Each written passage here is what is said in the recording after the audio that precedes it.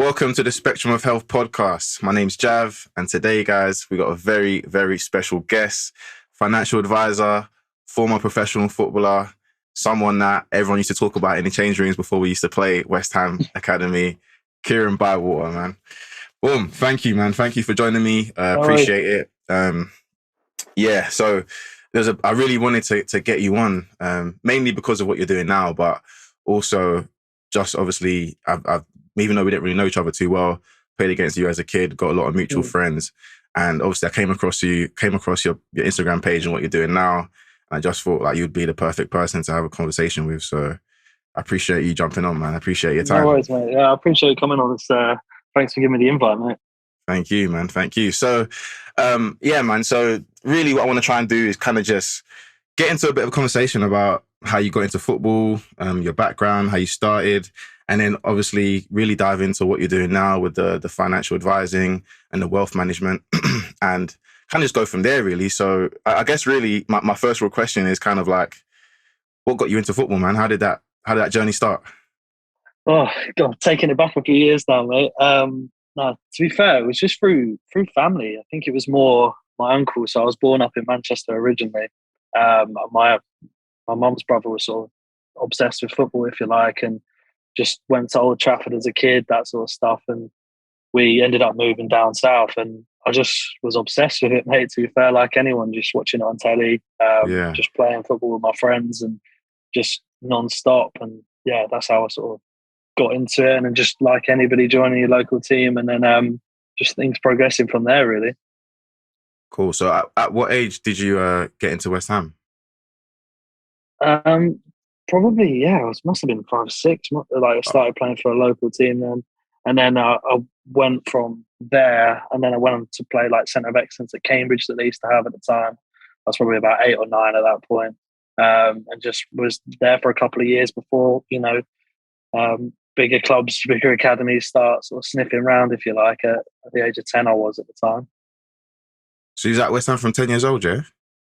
Yeah, from 10, yeah. So I was there for about a decade, just over a decade. Yeah, so I was at West Ham for a long time, to be fair. Went all the way through the academy, just didn't make that final step into the first team, which we all know is the toughest bit. That's the hardest part, yeah. So kind of talk to me a little bit about that process of, you played locally, then you went to Centre of Excellence, and then you went to West Ham. Like the transition from the Centre of Excellence to West Ham, like I'm guessing obviously you got scouted, right? So yeah, what was that like? Like knowing that you had a couple clubs after you, like what was that process like? Did they approach your mum, your dad? Like how did that go? There was a bit of a strange one at the time. I mean, I was only so young, it's like taking it back a while. And Cambridge got relegated from League Two to the Conference, so their Centre of Excellence was getting closed. Okay. And we had a really good side. So it was the age group above mine. About 5 of us ended up going pro at like Champ or Prem clubs. So it was quite a lot of us at the time, which for a place like Cambridge is quite a lot of people. So anyway, they shut it down and invited scouts to come and watch. And we played like a few teams like Arsenal, a few other clubs, and won games, which is unusual for a small side like that. So anyway, they invited scouts to come, and from that point, I just went on trial at pretty much everywhere you can name them, London clubs, Midlands clubs, because of where I live. So like Leicester, your Villas, that sort of thing, Norwich, West Ham, Arsenal, and just sort of had the pick at that age. From that point, I just felt at home at West Ham at the time. Yeah. Okay. And at that time, how was you in school? Was you good in school, like academically? Yeah, so I never struggled at school. It wasn't my interest. I mean, at that age, it's just sort of fun, aren't you, with everything in your life. But I never struggled at school. It was something that sort of came quite naturally to me. That whether that's just myself, my family, whatever you want to call it, it was just it never seemed to be a thing where I had to catch up that much because I'd pass without really putting too much effort into it. Yeah. I feel like I was the same as well. I never really tried, but I felt like I never really needed to try. So yeah. Yeah. I guess we're the lucky ones, right? Yeah. No, I can relate to you on that one. Trust me. And then so obviously you've gone to West Ham at 10. So at those ages though, like, did you always know that you wanted to be a footballer? Like, was that like the sole thing on your Mm, mind as a kid? yeah, it was, but you don't really think it at that age. You just want to enjoy it. You're like Yeah, enjoying it, like you're playing at a club. And it was obviously quite a big thing for me because I grew up in quite a rural area, like just outside Cambridge.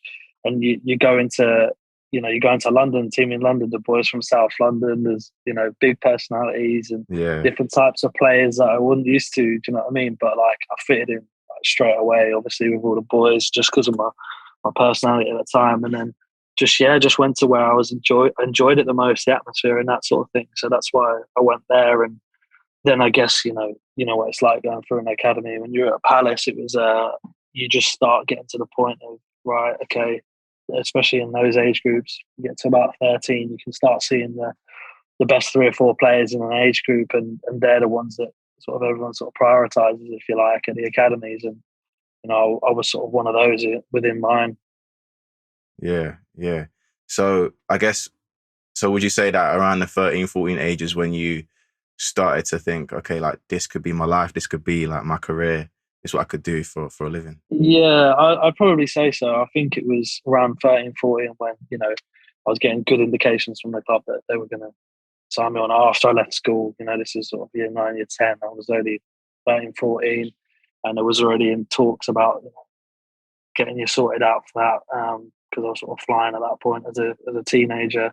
Um, which, as you probably remember, I was pretty decent back in the day, Yeah, but no, yeah. Listen, it every was, game, anytime we was playing you lot, they always talk about you in the change room. Like, and every yeah. team does it. Like, you play against Chelsea, they'll be talking about Ruben or something. Like, we'll Oh play yeah, it against was you. always Ruben on Yeah, it every time. Yeah. we'll talk about you and maybe Moses. And obviously, because I knew Moses personally, like Yeah. we'd always be messaging each other. Like, and yeah, we'll always be talking about you. To be fair, so Mm. at that time, then, so obviously, I'm guessing you got offered your scholarship, and you got offered your scholarship early. Yeah, and I must Yeah, have got that when I was about 15. I had a bit of not sort of growing pains, but like tendonitis and that sort of stuff in my yeah, knee. So yeah, they wanted me to just be okay and focus on schooling a bit. My parents at the time. So what was I, yeah, 15 probably? Yeah, then with a professional contract attached to it as well. yeah. So I was a scholar with a pro, which took me to like age of 20. So it was quite a long term one, which was good, great news at the time. Do you know what I mean? You're Yeah, obviously where a lot of lads are just getting scholars, etc. yeah, It was quite a big thing, at that age, that bit of security and that sort of belief in you makes you think, yeah, actually, crap, you've got a chance of yeah, playing there. So yeah. that's where we're at with stuff, and my parents sort of rammed down me to get my GCSEs and stuff at the time. That's So exactly what I was about to ask you. Did it affect your school? yeah, it did a little bit to be fair. Like, and the fact because I lived quite a distance away, so I was, I missed half the week of schooling to be down at West Ham training with the youth team at the time, and it was just, yeah, it was affecting me because I was, predicting quite high grades at school. So I think it was looking back, I wasn't that bothered about it. But if it wasn't for like my mum and stuff like that reining me in a little bit, I probably would have just sacked it off. But they Yeah, managed to help me out, and I just passed them all and just sort of cracked on with football from there full time at 16, like yeah, most lads. yeah, yeah. So kind of talk to me then about that transition and like going in full time. Like, so I'll kind of tell you personally, I remember because I got offered my scholar at 14 and Mm, I, I, I never sacked off school. I just did what I needed to do to pass because I knew I was going to do all right. So I never really yeah. I didn't try too hard. And I was doing the day release 2 times a week and whatever. Mm, But I remember in my first year, it was so weird. In my first year, I was so excited and I was just buzzing for everything. Then in my second mm, year, I was grumpy and I hated it. Yeah. So like, yeah. in terms of like doing your scholar like, and going in full time, how was that transition? How did you find it? What was the nerves like? Everything. Um, for me, I was just obsessed, mate. I was, you could probably speak to some of the boys that I was at West Ham. You know, I was driven. I was like just obsessed with football. My diet, everything. Do you know what I mean? Was focused on playing well. I'd be quite aggressive at times with other players on opposition on my team because I wanted to do well. And that transition for me was quite quick because my first year I went straight into the reserve side pretty much with the 21s and played more games than I expected to for them. I probably played like 20 odd games or whatever, and then played with the youth team as well. But I found it different, but it was also at the same time, it was just like I'm here. I've got to prove myself now. I've got to do it. This is it. Like, as some people do, but I did. But I said it went quick, though, like you say. I think maybe because I was so focused on it, just this is going to be me now. This is it. That it flew by. Looking back at it, not that I have any regrets on it, but I think it was just I just jumped straight in, mate. To be fair, I didn't really struggle with it. I was fully focused on it then when I moved down to the digs at the time, and just sort of cracked on with it from that point. To be fair. And how was that? Obviously, you moved away from home. I never really had that experience because I live literally 5 minutes from the training ground at Down Palace. the road, yeah, Yeah. exactly, yeah. So how was that kind of process of like living away from home as well?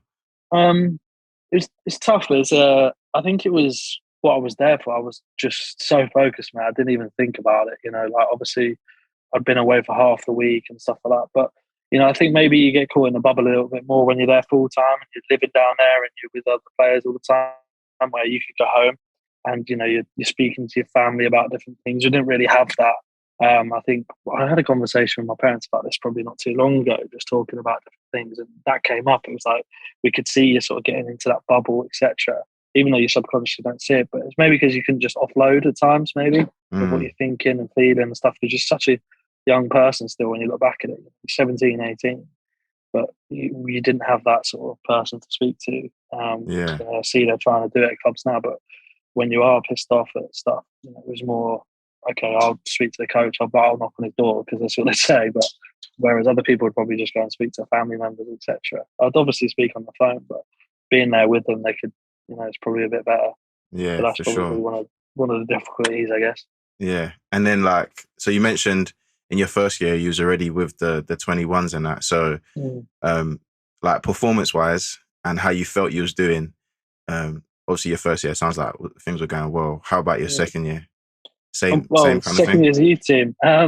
Different actually. So it was quite a bit of a blockage at West Ham at the time. Like with the reserve lads, a lot of them come back off loan, and they were older, and they were flying in the reserve league. Then that sort of pushed all the younger lads back into the 18s, and then played in the 18s. I was very frustrated my second year. I remember from playing, I scored about 20 goals that season from midfield. I think Moussa Dembele was the only one that scored more than me at Fulham. But I was frustrated because I wasn't playing the reserves, because lads weren't playing with the first team, getting opportunities with the first team, and weren't going out on loan. It was like lads that were older than me, like El Lees, Potsy's, George Monco, all those sort of age groups. And they were stuck. So there was sort of a bit of a blockage at West Ham. You could sense it as well through the club. So there was a lot of frustration for me at that point. Even though I was playing well, I felt like I should have been kicking on at that point, which I didn't. So yeah, there was quite a lot of frustration in that year, to be fair.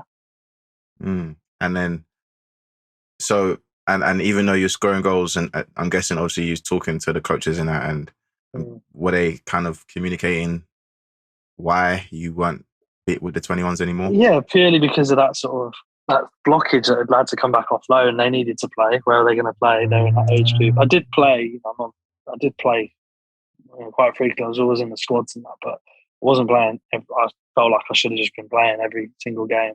Yeah. So it seems a lot different to how the academies are set up now. You can probably see it in 5 years. It's changed a lot. But I felt like at the time, it was knock on the door. And when I look back at it as well, because I'm quite sort of confidence-driven sort of person as well, when I look back, I felt like some of the coaches didn't deal with me very well. They'll invite you to knock on your door, and I'd be one of those who go and knock on your door. Okay, well, this is, and I'd do all my research. I'd have watched my games, I'd have watched my training, I'd have looked at all the stats, because I was that sort of person when I was that age, and gone to them. This is it. Why am I not playing? Give me.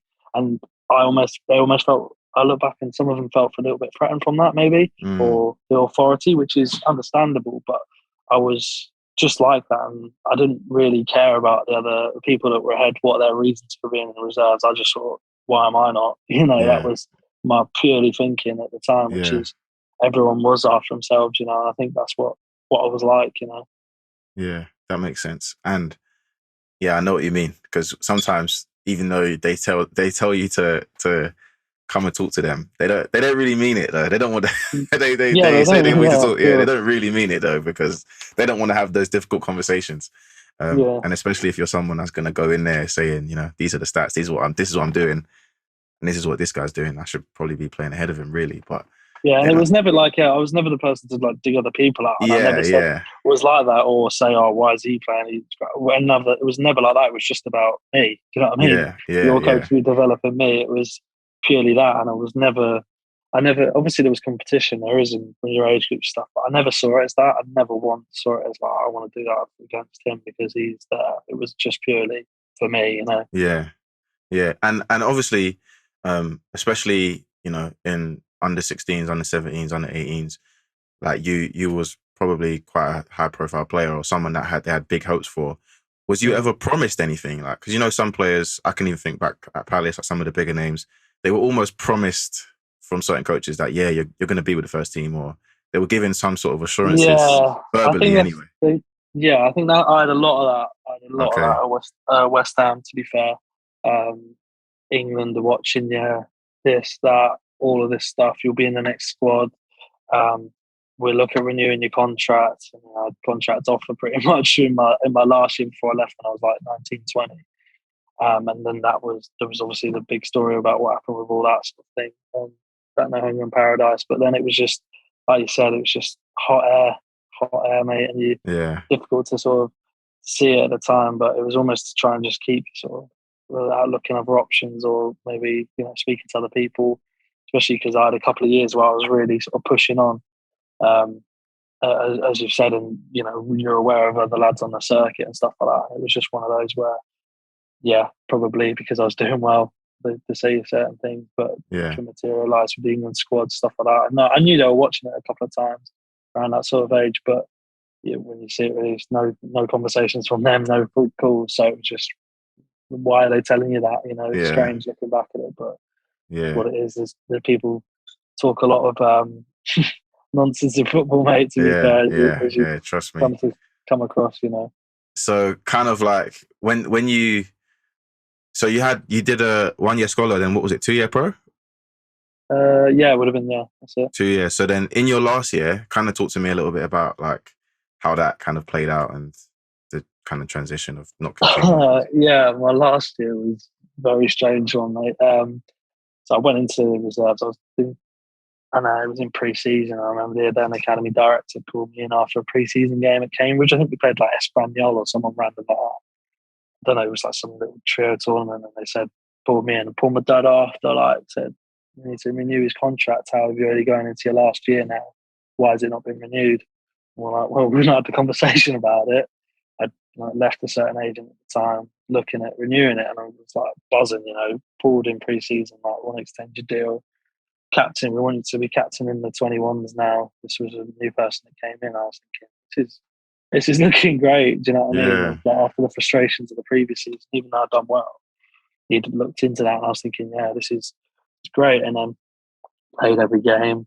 Then there was obviously what went on really, and then by the end of it, like, got a contract offered saying that we want to sign this, and then a few months later, after loads of lads had been let go that were older than me, I got pulled into the office and told that I wasn't in the manager's plans now, which was I was never going to be at that point either. Do you know what I mean? It was more loans, what's next, extending your deal, development phase, and just didn't get it, mate. Which was a shock to me, to be fair, because what I've been told and how I was playing, other lads that were on a contract to other lads in my age group or that had been given an extended deal of that season, and I was ahead of them in my opinion, in a lot of people's opinion. And it was a strange exit, mate, to be fair. And like, so apart from obviously you not being in the manager's plans, did they give you any other reason, like performance, certain aspects of your game? Nothing. So there's lads on the bench or not even the squad that had like another 2 years, and I was captain starting the side. So I've spoke about it before, speak about it now. There was a lot of other things, in my opinion, as I've got older, to why it was the case. No bitterness towards it now, but at the time it was nothing made sense. If I'd been told this is it, this is your game, we don't like that, great. You can deal with that a little bit more, especially I can.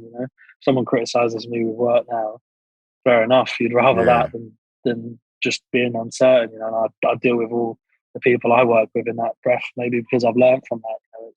It's just tell them whether it's Yeah. bad news or not. In the long haul, it's going to be better.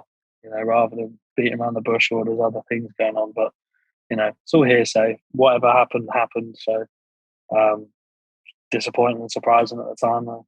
Yeah. So I guess really the talk to me about that transition in from leaving West Ham, not being offered a deal, kind of having to deal with that rejection, especially when a big part of your life is thinking that you're going to become this professional footballer and become a star. Um, Yeah. yeah, like what was that transition like, and what was your kind of next phase? Because I'll tell you a little bit about like when I got let go by Palace. Mm. I went on about I went on about 5 different trials. Right, I went Yeah. all over the country, and I was scoring goals on these trials. And every manager, they were like, "Oh, we ain't got a budget. We ain't got a budget." Yeah. And I would always say to myself, like, "Why the hell would you invite someone to come on trial if you ain't got a budget? Like, what's the point? Why Yeah. would you? You And I wouldn't." think it's an excuse because they want to push their own lads that have been there a long time as Yeah, well. They yeah, want that certain thing. They've got that certain loyalty, and you're just another release player. That's what I found. And like you said there, from the previous year where I'd been like knocking on the door, I suppose the England youth squad, scoring goals. One of the standout players in our team at West Ham at the time. And for sure, looking back at it, and the lads will agree, it was. To then just being a release player, I felt I couldn't deal with it. I struggled massively, and like yeah, you probably did as well. No matter what you do, I just got released and thought I'll get another club because of where I was at, what I'd been yeah, doing. So I went to like a lot of the bigger clubs, reserves teams. I got a lot of offers from, and then West Ham were trying to stop me to go on those trials when they heard about it. okay, wow, So I went to Villa. I didn't go and train at West Ham again. So I just was like, nah, I'm not training again with you. That was it. And then they tried to stop me going to Villa, trying to say that it needed like compensation stuff. I went to Villa, didn't get a contract there.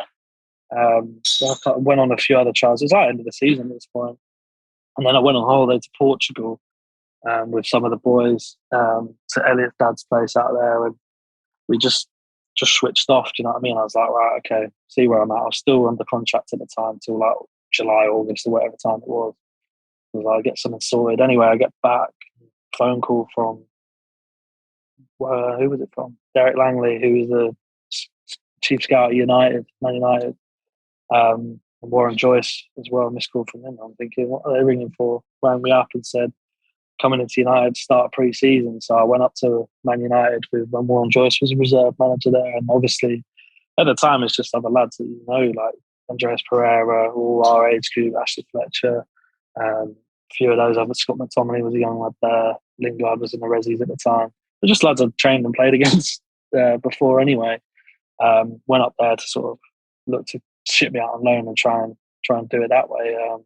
But then I didn't get a contract there after 3 or 4 weeks. Warren Joyce pulled me in, said Van Gaal said no one's in getting signed if they've got no pathway to the first team, which was, take it on the chin. But then they helped me go on trial at a few other places, and they did more for me conversation wise and support wise after I left there than West Ham did for me wow, after 10, 11 years, yeah, which, was sort of, I'm a Man United fan anyway. So it was like even more so after the treatment of that, yeah, hear about stuff with players. I know how other lads have been treated around the country. It was credit to them at the time because I wasn't even their player, that they rung up me like a couple of months later when I was playing in the conference and they were like, how's it going? How's your head? Like, yeah. what? I That's didn't good, even have man. Yeah, one yeah, call from West Ham.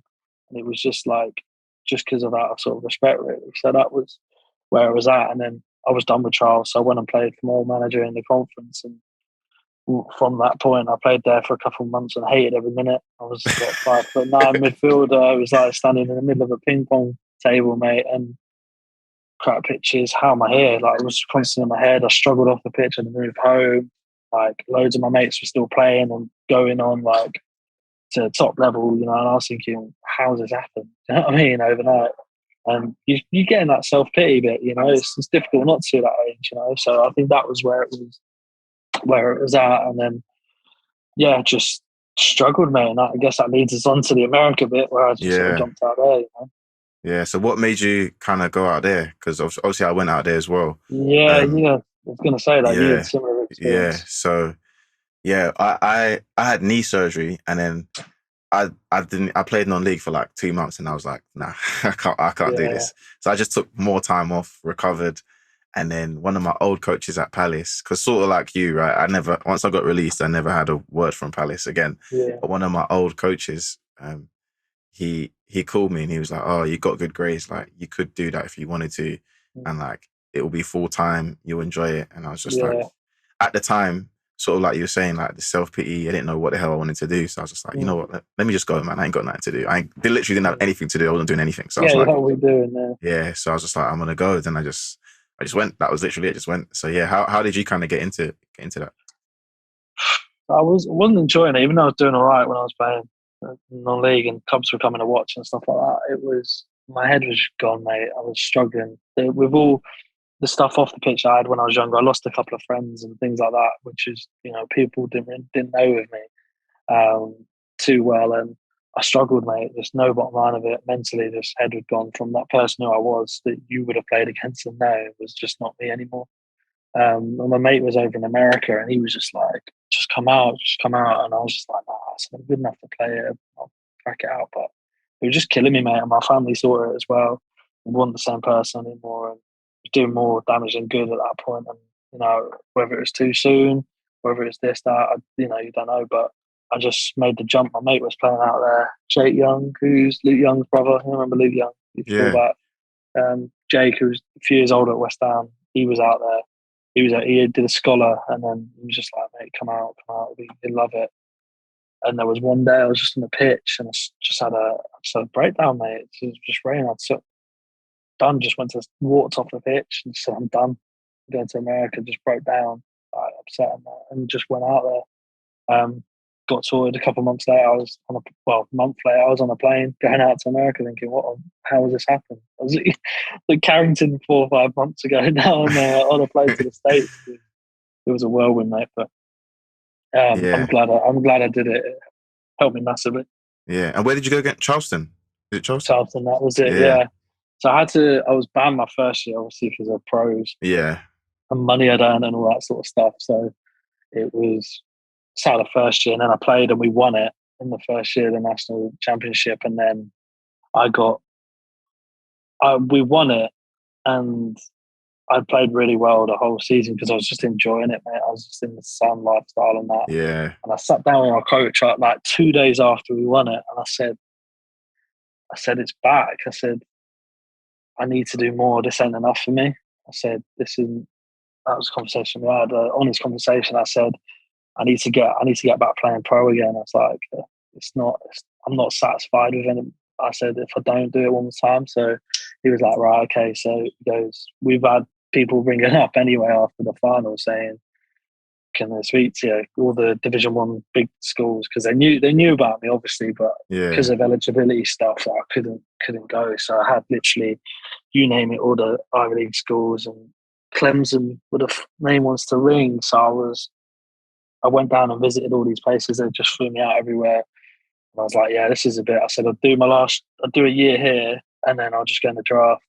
And that was the plan for me pretty much. And they had all said that, we just want full ride, everything, full whack, flights, everything. And then I decided to go to Clemson because there was an English coach there, and just love the facilities, the sunshine, mate. It was yeah. like Clemson is one of the ticked all top the ones boxes. as well. Yeah, ticked all the boxes for me. So I was just like, yeah, I'll have a bit of this. And then anyway, went through all the final bit, and I was in.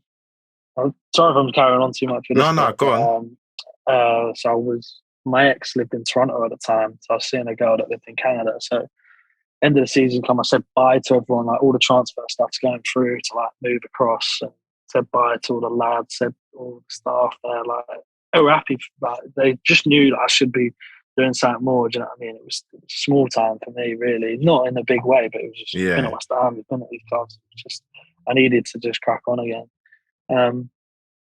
and went up to Canada. Everything's going through. Oh, we need a few more documents. Doing a Zoom call comes. Oh, it's all done. Just have final approval now. Like there's nothing that will hold it back. Blah blah blah. phone call from Charleston comes through. There's been a complaint made against it. I'm like, what? So this was in like, January time. So what had happened? The No Hunger in Paradise documentary come on here at BT Sport.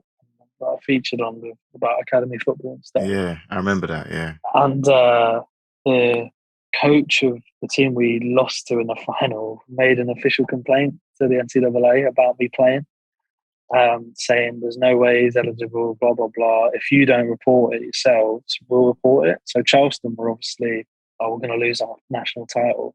Not many people know about this. We're going to lose our national title. We're getting lawyers involved.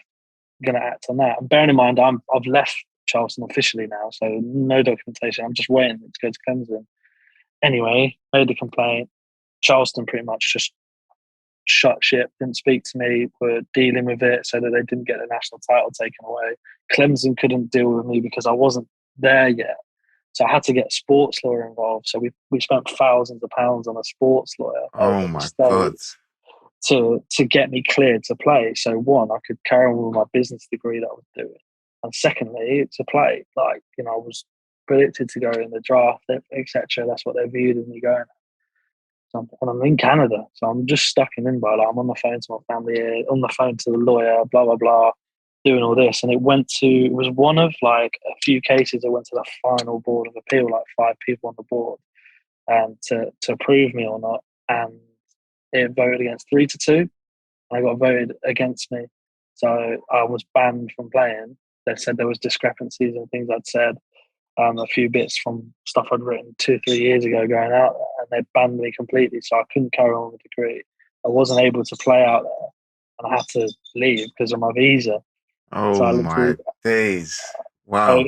in a flash, yeah, I was 23. I'd gone from being on the verge of getting a top degree at a top university and signing pro again to then going nothing, no education, wasted 2 years, and head in the bin pretty much, and girlfriend over in Toronto, and I was back in Cambridge thinking, what do I do next? Jesus Christ! Oh my God! So Mate, that was that is the some bad situation, luck. mate. Jesus. Yeah, whatever you say it is, but it was, yeah, not ideal, mate. Wow. So That's when I came back. that one coach Yeah, on the opposing team that you guys beat in the final, he yeah. caught wind of the Bitterness. He didn't want me to have a future education and a right, career in the sport. and he caught wind of the documentary, and that was it. Wow. And then just threats. He said, like, report it. I mean, I don't know what it was, and basically, Charlton, in the eyes of it, I got banned. So they fielded an ineligible player in the final, but they kept their national championship and everything got kept. Everything carried on as normal, but I was the one that was punished. So, did I lose respect for the coaches and stuff there? Of course I did, massively. Because, Were you able to appeal it? They said the same thing. No, I appealed it. So that was the final board of appeal. Oh, okay. So that was down the appeal. And that was the final stage. But, they say, this is one thing I learned from, they said they're about helping people, developing people. They're about their own careers, the coaches, and there always is. Don't listen to any of that. I've seen it now on this side. They don't care about that at all, and I'm not bitter towards them.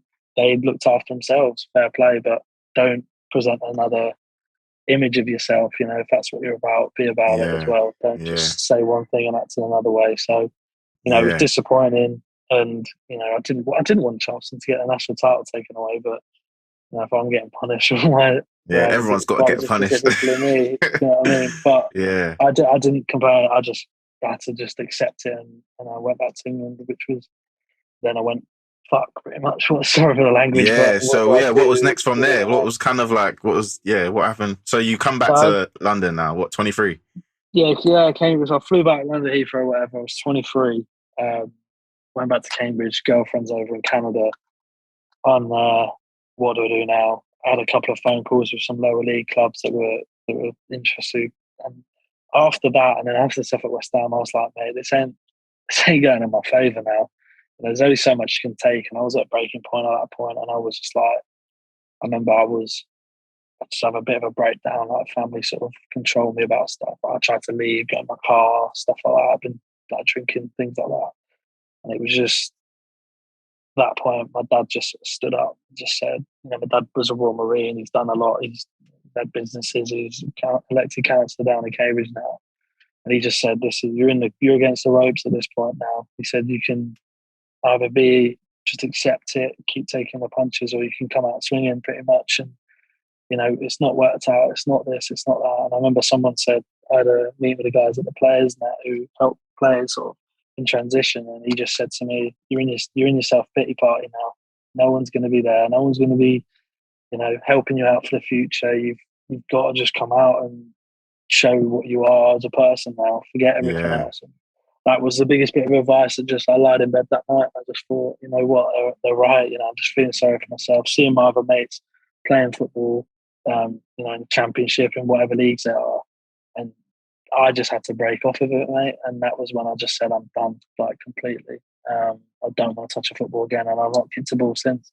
Wow. So you didn't play football for 3 years, 2 years? 3 years. 3 years. 3 years now. I've not So, touched the football, even in I've not played a game. I've not done anything. I've not yeah. kicked a football once after that. After that national final, I touched football. Wow. Jesus. Okay. So, then that kind of brings you to what you're doing now. And obviously you did half a degree when you was out there. You didn't get to finish it. So what was so kind of talk to me about what you do now and also how you got into it. Because obviously I know what you do. Yeah. Not everyone listening will know. So yeah, cool. So what happened was I came back and I had obviously credits. So my auntie, she works at head of recruitment for universities in the Northwest. She got a really good role. So I was like, what can I do? Can I continue it in a year? Because I was like, I'm not carrying on with education at this point. Yeah. I'd not been in there. I was like, well, how can I do it quickly? She goes, you'll literally have to do another 3 years here if you want to do it. And I was like, Oh God. Wasted that time. So what have I got now at this point? I've got GCSE. I'm close to being professional. Well, I was a professional footballer, but close to making it, and that's it. That's all you are. What do you do? So anyway, I was like, well, I need a job to keep my sanity. I need to look whilst I'm looking for what I wanted to do next. Do I want to be an agent? Do I want to be coaching? Didn't have a clue. So I went to what I did was I went to my dad's friend who runs an engineering company, and I just rocked up there to the factory, just arranged a meeting with him. And, I just chatted to him. He's like, "What are you doing? What's going on?" I said, "Mate, I need a job." He's just looked at me and gone, "What? You need a job?" I got welders and stuff. He's like, he employs very good business, really successful guy.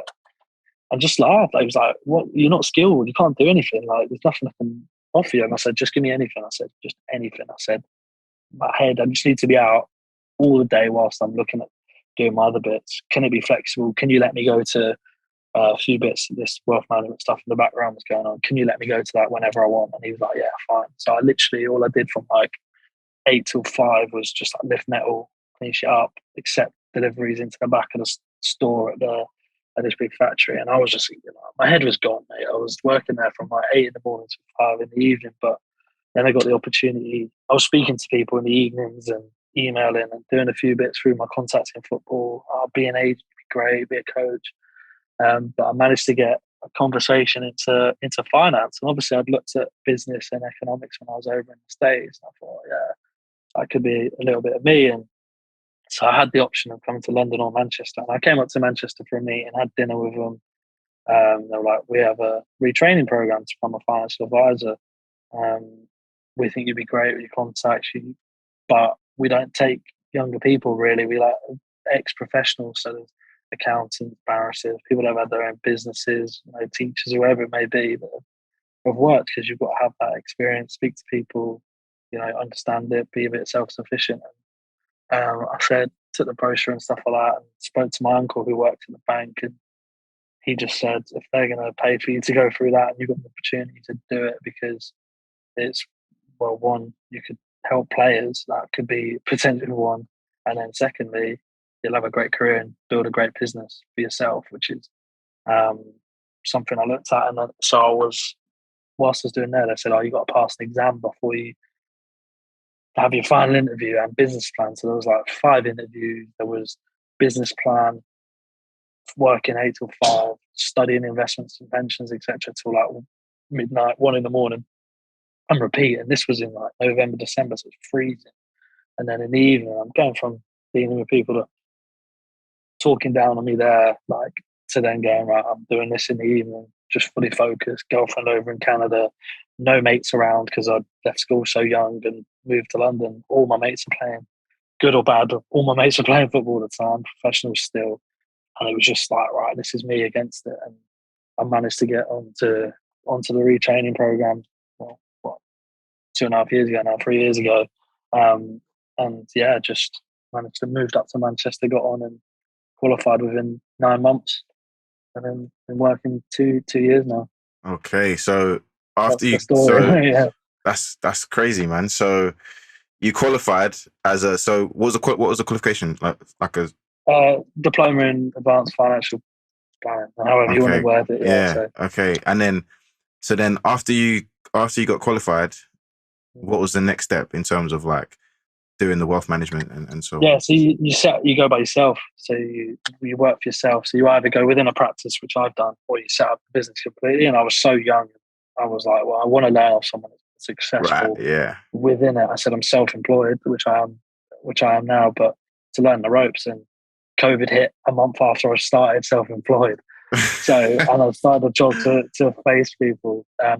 It's face-to-face wealth management, and it was like, okay, well, now I can't see people. How am I going to survive? So it was a good thing that I went into practice to help support in different ways. But yeah, that was another challenge, mate. And that was how you get into it, and you start just giving advice from that point when you're qualified. So I just sort of kept hammering away and focusing on working with players, which is my niche area. Because there's no other advisor that's been a professional footballer that's in their 20s. You know, there's guys that are doing it after their career's finished. But yeah. I'm the only one that's in the whole country that's in their 20s that's played. You know. So just so I'm clear on this, you're kind of what you do specifically. Obviously, you do wealth management for players, right? Yeah. Is that? But you're still a part of a practice. Yeah, so we advise, we're in like an umbrella scheme. So St James's Place Wealth Management's the overall company with the investment managers, etc. And we have a business within that. And then I'm just advising as part of that to the players, to whoever the individuals I work with to help them grow their finances. Right? So is it down to you to do the recruiting and get clients? Like that's all on your back? Yeah, so all me. Yeah, so Yeah. I work with my clients and I work with getting everyone in. That's on me. It's my business, if you like. Yeah. As it grows, you know, whether I'll be part of the practice or whether I go by completely make Bywater Wealth Management or whatever you want to call it in the future. That's on me. Yeah. Yeah. Cool. So then, obviously, you've had a lot of transitions, man. Like professional, going out to the States, then that whole malarkey in the States, coming back here, working, and just trying to work out what you want to do. Obviously, there was a period where you mentioned it, where your friends are all still playing pro, and that's something I always think about now. It's like sometimes I'll go watch my mates, and sometimes I don't even like watching football because I'm just like, I want to play still. So like, do you ever get those feelings, or do you still go watch football? Like, oh, not really. Yeah, I had a 2 year spell. Like when I was in the States, I didn't watch anything, and like when I came back, I didn't. But now I don't care. It's gone. Like I'm way past that. I don't care. Like I live with one of my ex teammates, Kieran. Sadly, and now he plays at Bolton. Like I go to a game with him tomorrow night. I watch other lads play. I watch my clients play, and I watch it from a thing of just watching it and speaking to people rather than even like I've not once like in the last couple of years had the urge to play. Even Yeah. like when I go to them, I'm not like, oh, I wish it could have been me.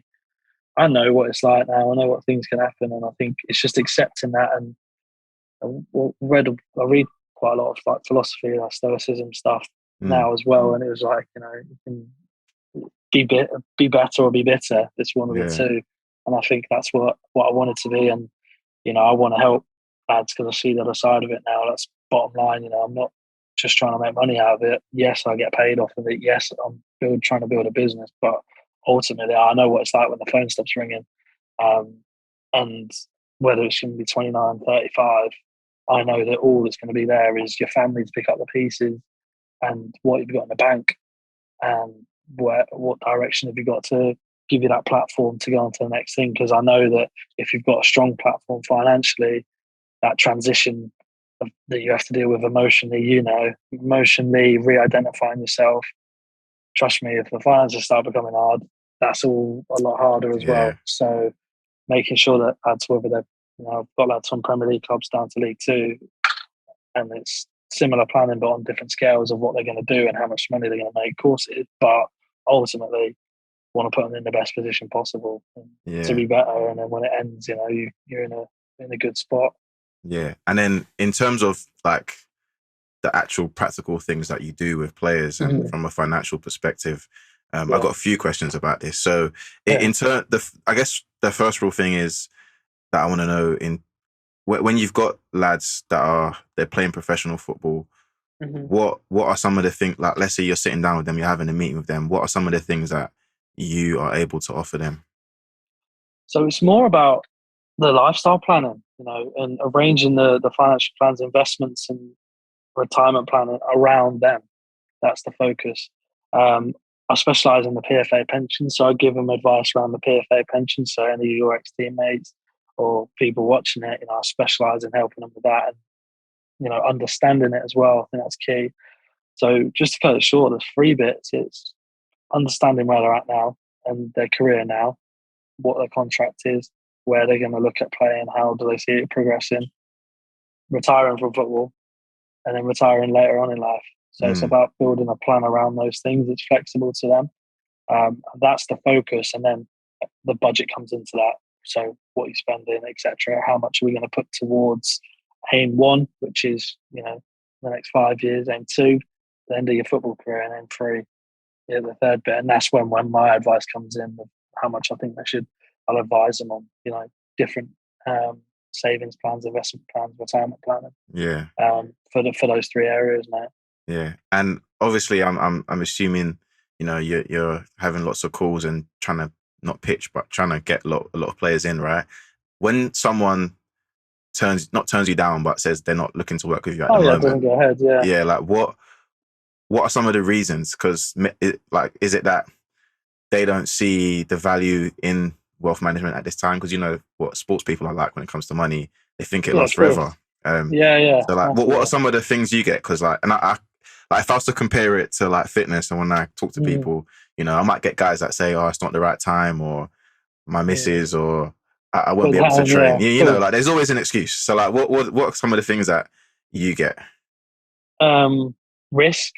Okay. The worry about risk. The worry about bad advice they've previously had and lost money. The risk about I don't need to do it now. Yeah. That's all right.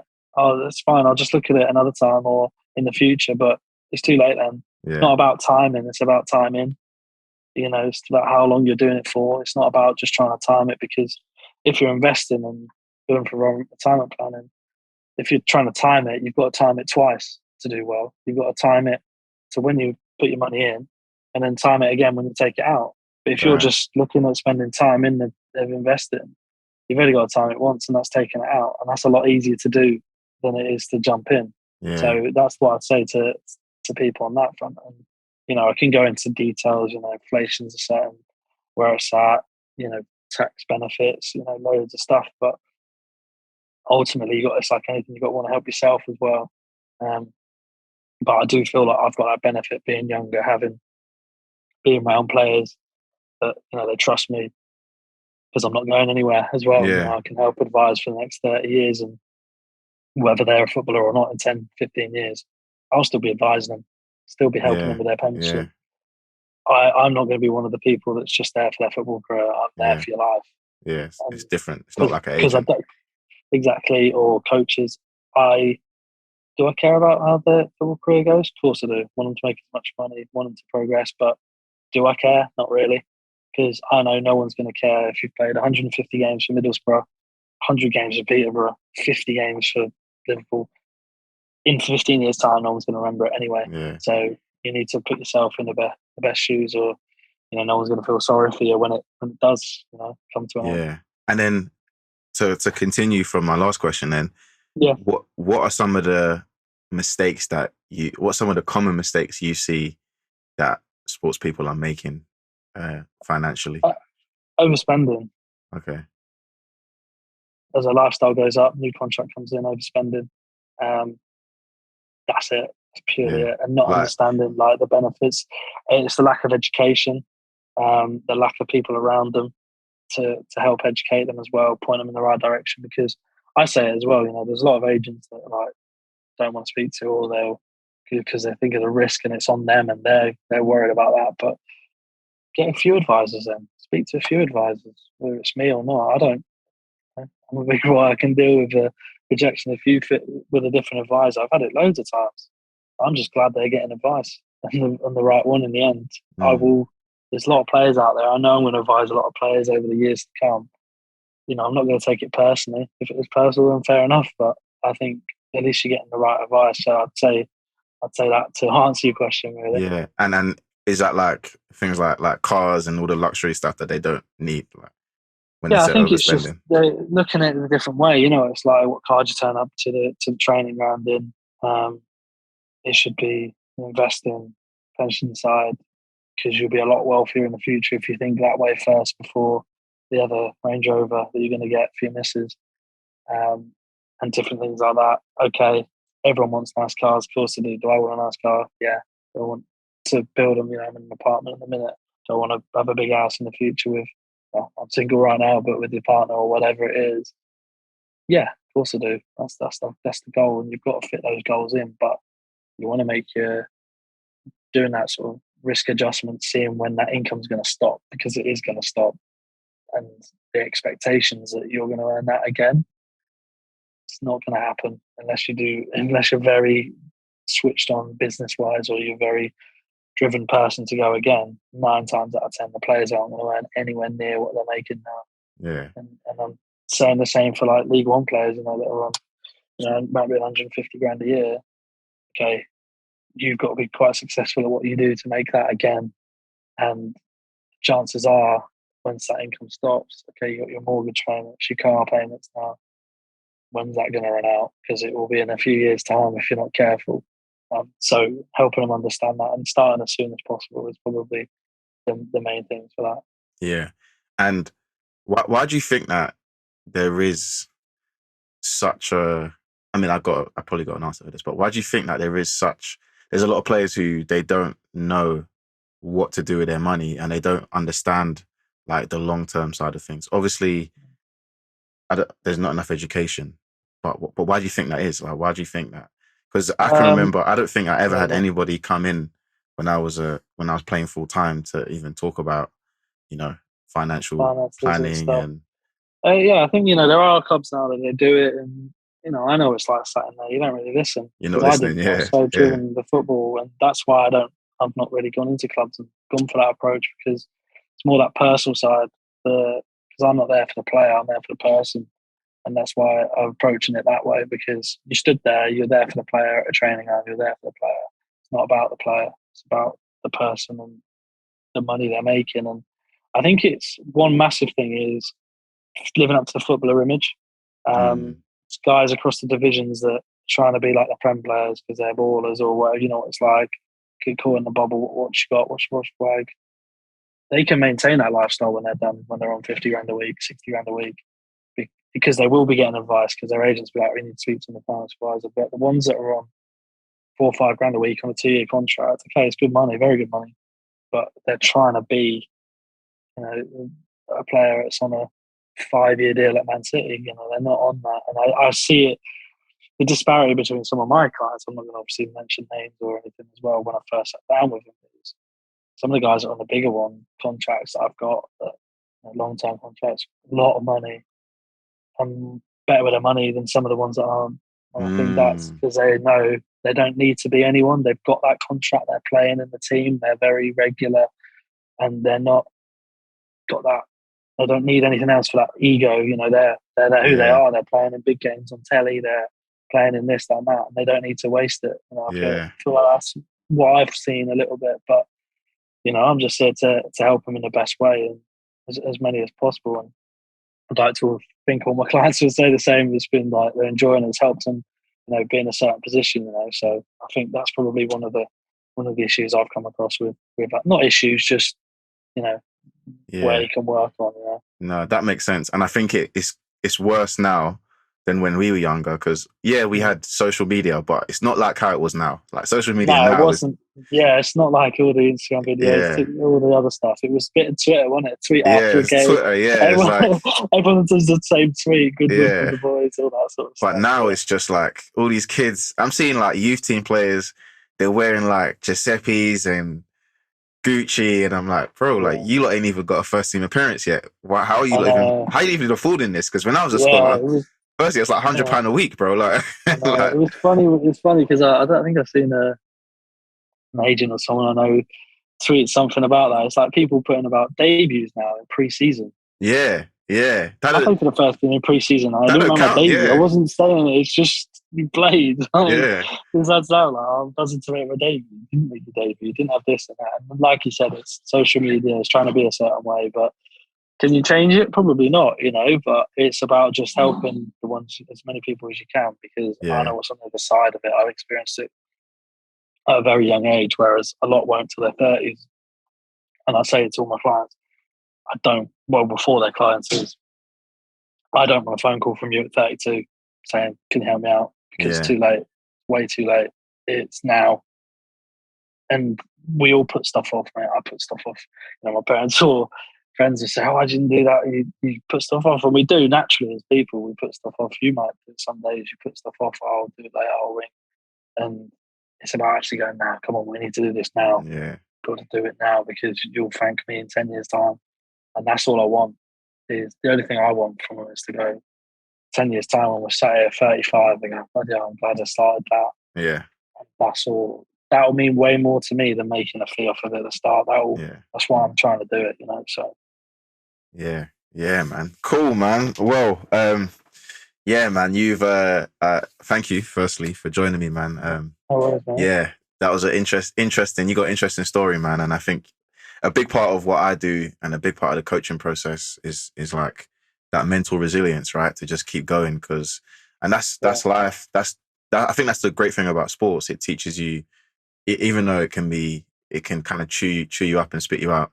It does Yeah, teach you some core skills and some core values to just keep going. And obviously, it sounds like you got a good family as well, so you got a good support system. So I got one more question, which might be a difficult one for you, but if you could give 16-year-old Kieran some advice, like one piece of advice, what would you say to yourself back then? Oh, it's a good question. I'm gonna have to take a minute. Go on, we got time.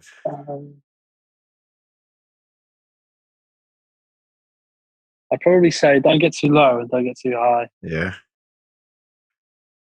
That'd Why be it. that? Just because I feel like I have over the years, and I do still do at times. Yeah. Because your worry today is not your worry next week, is not your worry 6 months down the line. You have them, it changes. So I think just trying to stay as neutral as you can. Yeah. And that'd probably be the best thing. Yeah. That I'd say to myself, like, Cool, man. Don't get too high, don't get too low, man. Cool. All right, then. And then lastly, before I let you go, where can people find you if they need financial planning, financial advice? Where's the best place for them to reach out to you? Probably on the Instagram, to be fair, mate. For people that are watching a video like this, so just Kieran Bywater, type my name in. I'm the only Kieran Bywater on Instagram, I think. So it's just find me on there, be able to see through some of my client testimonials, some of the players I work with, and just drop me a follow, and that's probably the best way. And just have a chat from there. Cool, man. Well, I will put your details in the show notes as well, so people will be able to find you. I don't know what episode this is, but the Spectrum of Health, Kieran Bywater. Thank you for joining me. Have a good one, guys. Make sure you like, share, subscribe, all that good stuff. And peace.